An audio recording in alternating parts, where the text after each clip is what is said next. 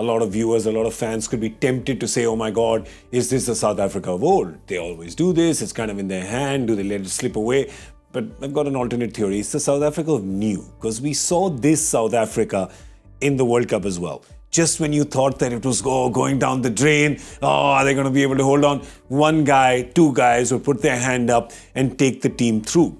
This is what's going to happen when you play aggressive T20 cricket. Things more often than not can go wrong. But what you need is to recover from the going wrong and have one or two guys who put their hands up. And that's what they've done again today. Do you think that's a fair assessment? This is basically the new South Africa. Well, I think the fair assessment is that when you're looking at that batting order, you often talk about how strong that middle order is. And that middle order is not firing. Yeah. So that's a concern. And that is something which South Africa will have to address. Yeah.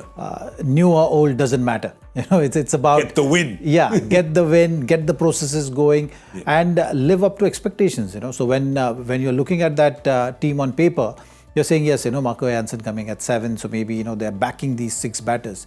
That means these 6 batters have to be very consistent with their contribution.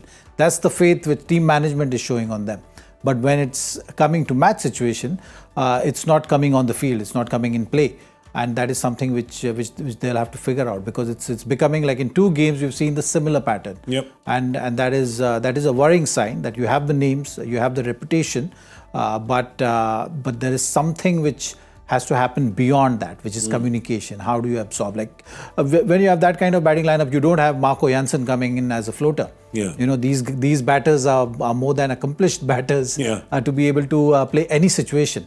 And that's the worry right now. So I think the think tank needs to come together, need to have the right conversations and get things moving. It's a good point, because the bowlers have definitely turned a corner from the first game to the second, but the batting has got into trouble exactly the same way they kind of did in the first game.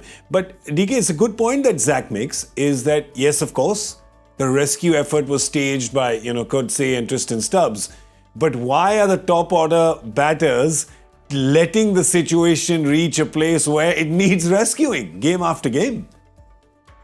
So we have to isolate the players and talk about each one of them. Markram, I think, is lacking confidence.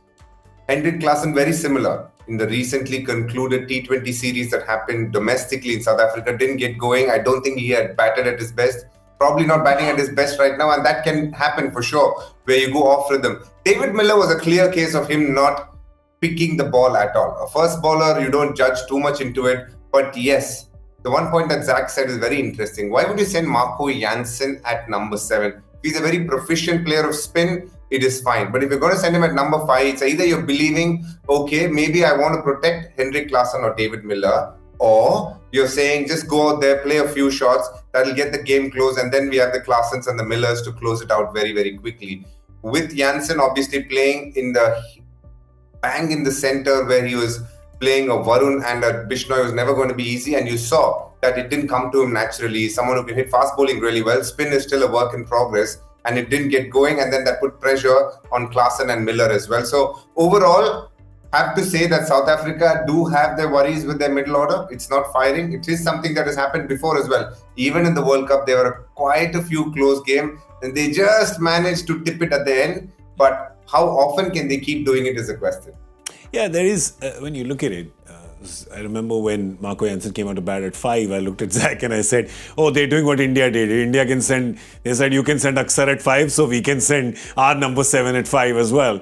But putting that aside, if you had to choose between Klassen and anyone else in that lineup to play spin, when spin is dominating, Klassen would want to come out himself. The team would back him. Anybody would pick him. So which is what makes it a little perplexing.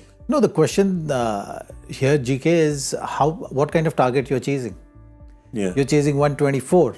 So when you're chasing 124 and you're thinking of a floater to see off one phase, is it a positive thinking or a negative thinking? It's a very defensive mindset, and that's what we were talking about.